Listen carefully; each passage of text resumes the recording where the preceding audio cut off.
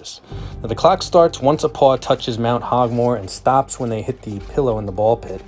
A great start for Coco as she gets right up the mountain. Now, if you've seen season 1, you'll likely recall the double barrel bridge, which hilariously needed to be upgraded to the triple barrel bridge for Tuck the Tank. So no surprises, Coco makes it down no problem, and boom, down goes Harry the Hedgehog, as Coco is not playing games here, Bob. She's already through the purple pints and doesn't even hesitate to scurry across the wobbly wooden walkway on her way to the sofa.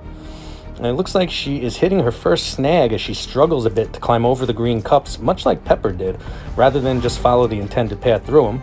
But it looks like she figures it out and missed the opening as she can't resist the urge to stick her schnoz into just about every cup that's in front of her.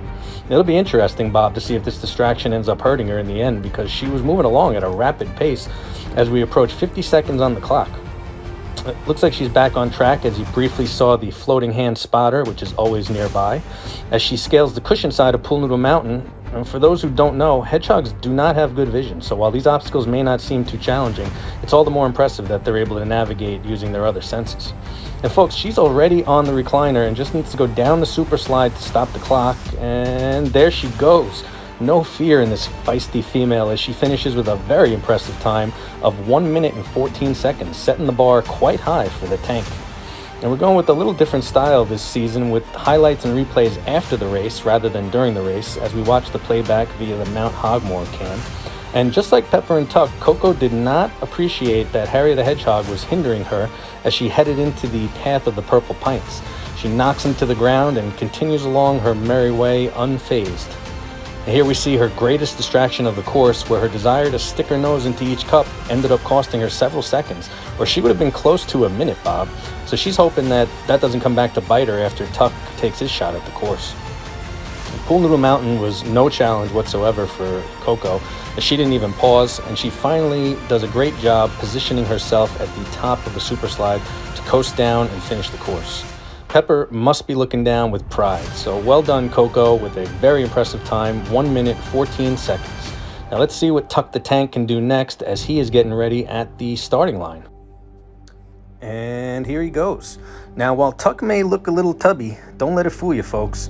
He's around 1 year old and he's weighing in at about 800 grams compared to Coco coming in at 340 grams, but he's held his own against some tough hedgies like Bruce Quillis and Snoop Hoggy Hog, so he's and over Pool Noodle Mountain with relative ease.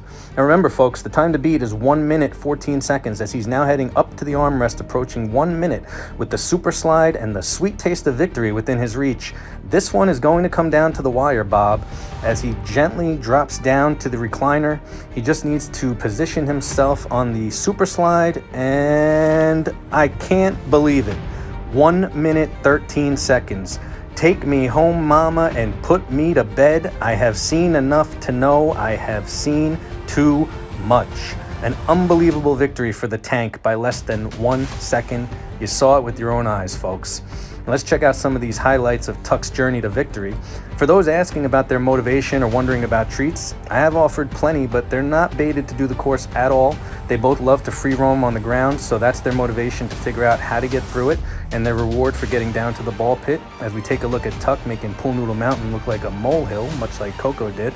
And then, of course, we see him center himself on the super slide to victory.